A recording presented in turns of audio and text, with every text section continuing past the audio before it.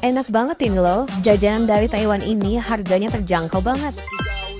Ada 6 varian rasa yang bisa kalian coba dan semua menunya itu serba 17.000. Untuk lokasinya itu persis banget di Serbang, kantor wali kota. Untuk makanannya itu fresh banget. Setiap kita pesan baru dibuatin sama orangnya. Yang bikin aku heran tuh harganya murah banget, tapi ini nih porsinya banyak dan juga full loh. Kita habis beli chicken. Ini sekotaknya porsi cuma 17.000 dan banyak banget varian rasanya. Ada topoki, ada yang balado, ada yang keju. Dan rasanya tuh beneran nggak kalah sama yang di mall-mall. Harganya cuma 17.000. Cobain ya.